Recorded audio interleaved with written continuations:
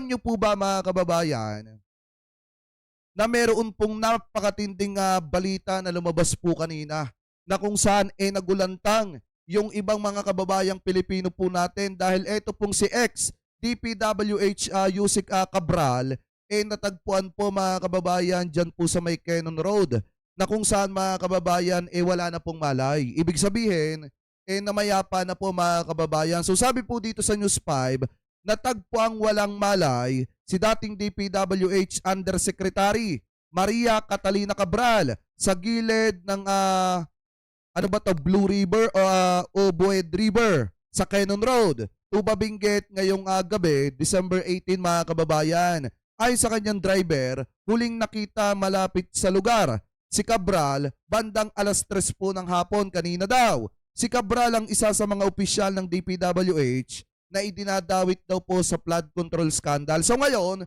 nung una hindi pa ako naniniwala mga kababayan, kaya naghanap po tayo ng iba pang mga source. At eto nga po, nakumpirma nga po natin mga kababayan, ayon po dito sa Politico, na ito daw pong si Cathy Cabral, ex-DPWH, tied to flood control scam, dies after falling from Cannon Road mga kababayan. So yan po yung source po natin Politico. So ngayon ilipat po natin dito at basahin po natin yung mga detalye mga kababayan. So sabi po dito, pumanaw si Cathy Cabral, dating opisyal ng DPWH na nasangkot sa umano'y flood control scam matapos mahulog daw po sa Cannon Road. Sabi pa dito, pumanaw noong Biyernes si dating Department of Public Works and Highways DPWH Undersecretary Maria Catalina Cabral na nadawit sa mga aligasyon ng maanumalyang budget insertion na may kaugnay sa mga kontrobersyal na proyekto sa flood control matapos umanong mahulog sa Cannon Road sa Tuba Benguet mga kababayan. Sabi pa dito, ayon sa pulisya, idiniklara siyang wala na pong buhay. 12:30 o 12:03 pala, sorry. 12:03 ng tanghali noong Biyernes, Disyembre 19. Natagpuan siya noong Huwebes ng gabi nang wala ng malay, malapit po sa ilog daw mga kababayan. Sabi pa dito, kapag bumigay na ang dam, kumakalat ang mga chismis tungkol sa isang flood control fixer na nasa alanganin habang humihigpit ang investigasyon. Ayon sa Benguet Police Provincial Office, bandang alas 8 daw ng gabi nang matagpuan si Cabral, humigit kumulang 20 hanggang 30 metro na ang lalim mula daw po sa kalsada sa bahagi ng Campor matapos ang isinasagawang paghahanap ng mga responding unit ng pulisya. Sabi po dito mga kababayan sa Politico, sinabi ng pulisya na kasama ni Cabral ang kanya daw pong driver nang mas maaga noong araw na iyon nang humiling siyang huminto sa may Cannon Road at magpaiwan doon. Nang bumalik ang driver at hindi na siya matagpuan, agad siyang humingi ng tulong daw po sa mga kapulisan. So sabi pa dito mga kababayan, ito pa daw. Kalaunan, natagpuan si Cabral ng mga tauhan ng Baguio City Police Office at ng Tuba Municipal Police Station malapit sa tabing ilog. Siya ay iniahon sa tulong ng Tuba Municipal Disaster Risk Reduction and Management Office at ng Bureau of Fire Protection mga kababayan.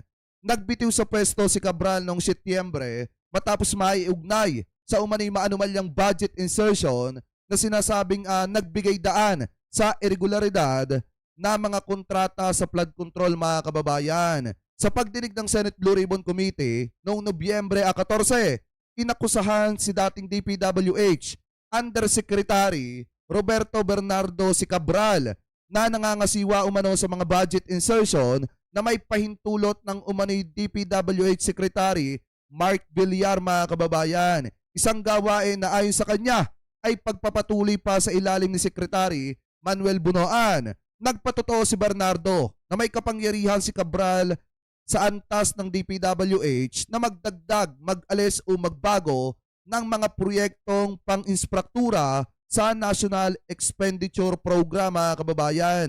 So sabi pa dito, pinaigting ng Administrasyong Marcos ang investigasyon at pagsasampa ng kaso laban sa mga politikong umanay sangkot sa overprice, standard o ghost na proyekto sa flood control na nagkakahalaga ng bilyon-bilyong piso. Kamakailan lamang ay nagsampa ang Office of the Ombudsman ng kasong graft at malversation laban daw po kay dating kinatawan, Saldico at 16 pang individual na may kaugnayan po sa nasabing iskema, mga kababayan, or sistema. So ngayon, kung titingnan nyo daw po mga kababayan, ang nangyari po dito, nagpaiwan pala sa kanyang driver, eto daw pong si Cabral. And then, nung hindi na daw po makita nung kanyang driver, bigla na lamang daw pong humingi ng tulong sa ating mga kapulisan. Eto pong driver, mga kababayan, dito pong si Cabral. So ngayon, syempre, kapag ka nangyari po yan, mga kababayan, yung mga ganyang klase ng pangyayari, meron at merong masasabi dyan, yung mga DD-shit. Alam nyo naman, na yung mga DD-shit, mga kababayan, ito yung gusto po nilang issue dahil dito po sila makakapanamantala. Ano po, at makakapanlin lang ng mga kababayang Pilipino po natin. So ngayon, sabi ko nga po sa inyo kanina, pag may mga ganyang pangyayari, meron at merong masasabi yung mga DD-shit, lalo na yung tagapagtanggol ni Sara Duterte. So ngayon, sabi po ni Kati Binag, 19 minutes ago, sabi niya po dito, mga kababayan, isinare po niya yung balita ng pagpanaw ni former Undersecretary Catalina Cabral. At sabi niya po dito, sana hindi daw itinumba saka hinulog para magmukhang nahulog. Or nagpatiwakal daw, mga kababayan, itong si former Undersecretary Catalina Cabral. Hopefully, mapa-investigate ng family niya at mapa-autopsy daw po. So ngayon, parang sinasabi po nila dito na sana daw po, na sana, hindi daw po pinagbalakan yung buhay nito daw pong si Miss Catalina Cabral. Saka daw po inihulog. Ako, mga kababayan, ang pananaw ko din dyan, sana hindi nga. Dahil alam naman po natin, mga kababayan, kung gaano kabigat yung naging partisipasyon ni Miss Catalina Cabral para malaman ng taong bayan yung 51 billion pesos na flood control, mga kababayan, nito pong si Paulo Duterte. Paano po natin nasabi, mga kababayan? Ito yan wait lang yan. Ano yung sabi dito? Liitan ko lang saglit para makita natin yung nasa gilid. Ito post po ito nung September 9. Sana nga mga kababayan, kasi ang pananaw ko din dyan, sana nga hindi nga itinumba o pinagbalakan yung buhay ni Miss Catalina Cabral saka po inihulog. Kasi mga kababayan, noong September 9, lumabas po yung balita, ayon daw po dito kay DPWH, Yusek Maria Catalina Cabral, kinumpirma na nasa 51 billion daw po ang inilaan para daw po sa district ni Davao City Representative Paulo Duterte noong 2020 hanggang 2022. Kinumpirma ni DPWH, Yusek Catalina Cabral, na nasa 51 billion ang inilaan para po sa infrastructure project sa distrito daw po ni Davao City Representative Paulo Duterte mula daw po 2020 hanggang 2022 o sa huling 3 taon ng Duterte administration. Gate naman ni Representative Duterte, ginamit lang umano ang Davao at ang kanilang pamilya para daw po ilihis ang usapin sa issue daw po, mga kababayan, ng korupsyon. Dagdag pa ni Paulo na wala naman daw irregularidad sa naturang proyekto, mga kababayan. So ngayon, ibabalik ko dito po kay Kati Binag yung sinasabi niya na sana. Sana nga. Ano po sa akin, ang pananaw ko dito, sana nga, mga kababayan, hindi pinagtangkaan yung buhay ni Miss Catalina Cabral. Kasi alam naman po natin, mga kababayan, sabi ko nga po sa inyo, nabatikos ng matindi dati si Paulo Duterte dahil po doon sa 51 billion na isiniwalat, mga kababayan, ni Miss Catalina Cabral. Pero hindi ko sinasabi na si Paulo Duterte yung nag-interest kung sakasakali, kung totoo man, mga kababayan, or kung tawag dito, kung totoo man yung sinasabi ng mga ito na sana hindi daw po pinagbalakan yung buhay ni Miss Catalina Cabral, hindi ko naman sinasabi na si Paulo Duterte yung posibleng nasa likod po niyan. Pero mga kababayan, kung lumabas nga na may foul play, tama ba yung ano ko? Doon sa nangyari kay Miss Catalina Cabral at pinagtangkaan yung kanyang buhay at hindi po siya lumabas na nagsarili, ika nga, mga kababayan, talagang alam nyo na, 'Di ba? Wala akong pinapangalanan. Pero sinasabi ko lamang po yung naging partisipasyon mga kababayan ni Miss Catalina Cabral para malaman ng publiko yung patungkol sa nangyari doon po sa 51 billion pesos at kung gaano nga ba ito katotoo mga kababayan. Kasi nga ang sabi po dito, basahin po natin itong nakita nating balita galing po sa RMN. Sabi po dito mga kababayan, 51 billion para sa distrito ni Representative Paulo Duterte kinumpirma daw po ng DPWH. At ito po ay ipinost noong September 9, 2025.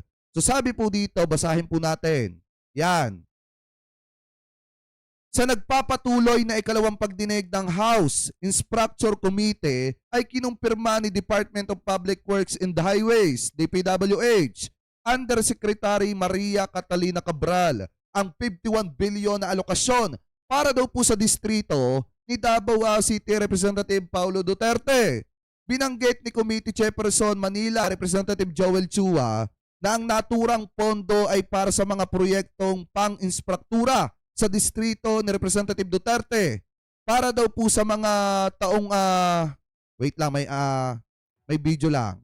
Para daw po mga kababayan sa mga taong 2020, 2021 hanggang 2022 daw po o sa ilalim ng administrasyon ng kanyang ama na si dating Pangulong Rodrigo Duterte. So sabi pa dito mga kababayan, punto ni Chua na may pandemya ng mga taong yon kung saan nangutang pa ang ating gobyerno ng malaking halaga para pambili ng mga kinakailangang medical equipment o medical kits. Ipinunto rin ni Chua na sana ay hindi nangutang at sa halip ay ginamit na lamang po ang naturang bilyones na inilaan daw po mga kababayan sa distrito ni Paulo Duterte. So ngayon mga kababayan, nang dahil po dyan, talagang nabatikos ng matindi ng mamamayang Pilipino, ito pong si Paulo Duterte. Kaya nga para sa akin kung papalabasin ng mga taga-suporta ni dating Pangulong Duterte na may nangyaring foul play dito po mga kababayan sa pagkawala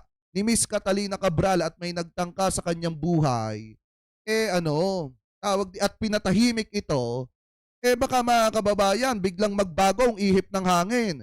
At ang masisi dito, si Congressman Paulo Duterte kasi siya yung isa mga kababayan sa tawag dito, nabulgar yung sikreto patungkol po do sa 51 billion pesos dahil mga kababayan do sa isiniwalat ni Miss Catalina Cabral na pinutotohanan niya po na talagang meron daw di umano mga kababayan na nangyari nga po na 51 billion pesos sa huling 3 taon ng termino ng tatay nito pong si Paulo Duterte at yan po ay napapunta mismo yung 51 billion pesos sa distrito ni Paulo Duterte na hindi niya po ba ipaliwanag kung saan po napunta mga kababayan. So ngayon, ako para sa akin, hindi ko naman pinagbibintangan ito pong si Paulo Duterte. Pero para sa akin kasi mga kababayan, baliwanag naman po yung sinasabi doon po sa pagkawala ni Miss Catalina Cabral na ayon po sa ating mga kapulisan sa investigasyon, nahulog daw po ito dyan sa may Cannon Road. So ngayon, kung ano man po yung lalabas sa mas malalim pa na isasagawang investigasyon mga kababayan, dito po sa pagkawala ni Miss Catalina Cabral, irespeto na lamang po natin. Lalo na at nagluluksa po yung kanyang pamilya, mga kababayan. Ano po, kasi, di ba, pinapalabas agad dito, ninakatibinag na sana daw. Wala daw pong, hindi daw po ipinatumba. Sana nga, mga kababayan. Kasi ngayon, kung ano man yung lumalabas na balita about po dyan na kesyo parang ang dating nagsarili, nagpatiwakal mga kababayan, so yun muna ang paniniwalaan natin lalo na at wala pang malalim na investigasyon patungkol po dyan. Pero kayo, mga kababayan, ano po ang masasabi ninyo hingil po dyan sa issue po na yan mga kababayan? So comment below na lamang po kung ano po ang comment at opinion po ninyo hingil po dyan. Pero para sa akin mga kababayan, in my personal opinion, si Miss Catalina Cabral ang isa sa may pinakamalaking partisipasyon kung bakit nalaman ninyo. Ano po, kung bakit nalaman ninyo yung patungkol dito po sa 51 billion pesos. Ano po, at kung bakit mga kababayan ito ay naisiwalat sa publiko noong September 9, 2025. So kayo mga kababayan, comment below na lamang po Kung ano pa masasabi nyo, hingil po dyan.